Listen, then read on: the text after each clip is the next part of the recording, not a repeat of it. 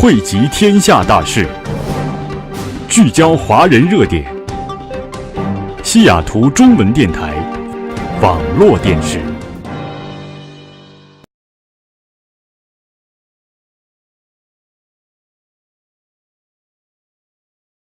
So insulated by assistance and expect and receive special privilege. You can see how, with this wonderfully simple gesture, and without saying a word, Gary's able to set the tone of his tenure there in Beijing and create a sense of possibility in China. Other examples that come to mind are Gary's decision to post the PM 2.5 particle readings from the roof of the embassy in Beijing. Again, unadorned, no comment, just facts. This sparked a national conversation on air pollution. He also took a family trip to Tibet. Again, not making a big deal about it, but it made a statement. So back to my backpack. Understated, but strong, pragmatic, and accomplishes in an efficient manner what needs to be done, just like Gary. So on behalf of the China Club, I'm going to present Gary with this backpack. Inside there is a mug with commemorating this event, and the Starbucks gift card. So if he's not too offended by being compared to a backpack, ladies and gentlemen, Gary Locke.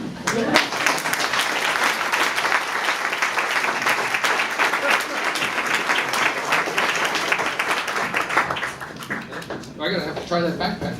Yeah, let's try it. Perfect. But I think he would have been more proud to see his son sworn in as America's representative to the land of his birth, his ancestral homeland.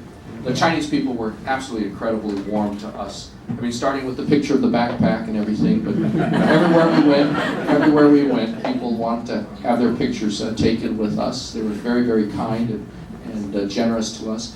We had more access to the Chinese government officials than any other previous U.S. ambassador to China. And we were able to explore China. And our kids were able to discover the China of their ancestors. So it was a really great opportunity, one that we will never forget. And let me just say that I am proud of the contributions that China has made to world civilization over thousands of years, from the printing press to the compass to the clock, to you name it. But I'm American, born and raised here in Seattle and thoroughly American, and proud of what America stands for: freedom, opportunity, diversity, democracy, rule of law. And I just hope that we can continue to bring the best of both cultures and countries together for the benefit of not just our two peoples, but indeed the people of the world. Those of you who have not been to China recently, you've got to go back. You've got to go back. You've got to explore. And we need to encourage all of our kids, in fact, more Americans, to visit China, because if we see China, we'll understand just how complex it is and how challenging and how daunting the challenges are, and how China cannot be expected to transform itself overnight. You know, it took America some 200 years to develop our patent system. How can we expect China suddenly to develop one in 5 or 10 years? You know, we have a history of imperfections. I mean, yes, we had the Civil War. Yes, we had the 14th Amendment to the U.S. Constitution, but it took almost 100 years later before we had the Civil Rights Act and more court decisions that really enabled us to move forward, and culminating in the election of the first African American, the first person of color as President of the United States of America. So we have, you know, we don't have a, you know, we can't stand on a history of perfection, but we in America, of course, examine our faults, recognize our faults, and move on.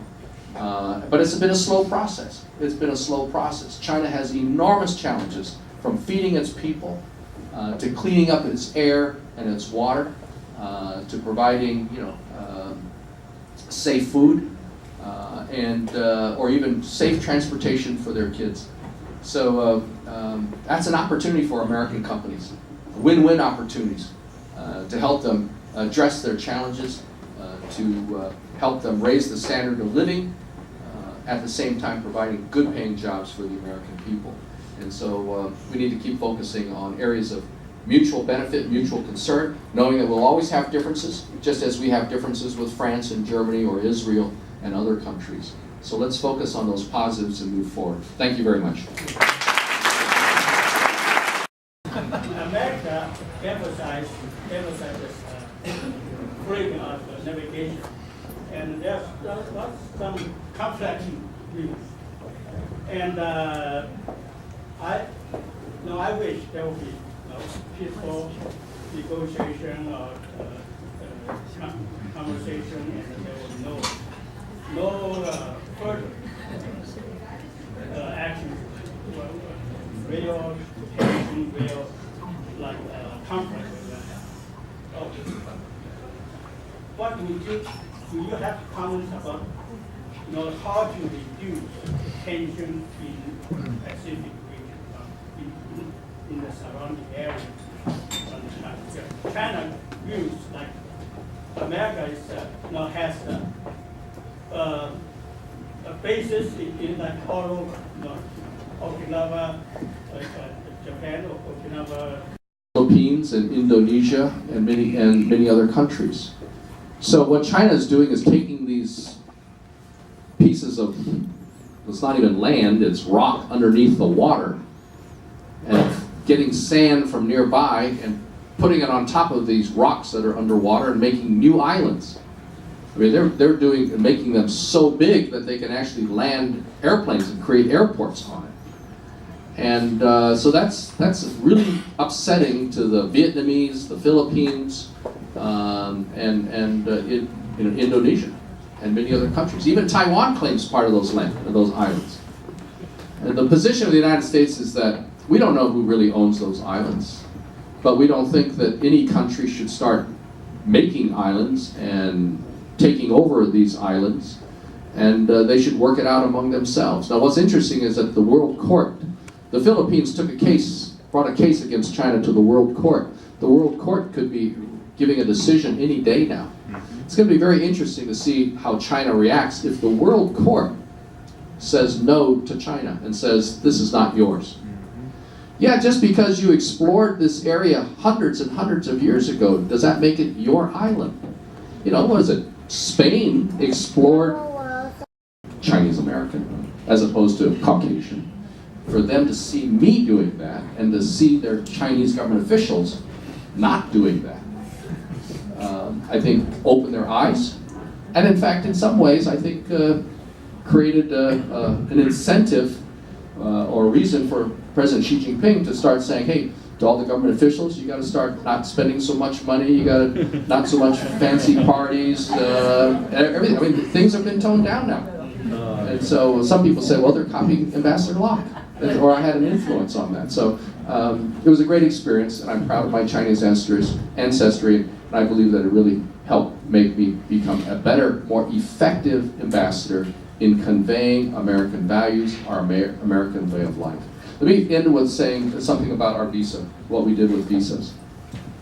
The reason was not just to get more business for America, more spending by Chinese companies so that when they come over they buy something made in America, or not just more tourists coming over and shopping in our stores and staying in our hotels and eating in our restaurants. Because I actually kept an article. I still have this article from 2001.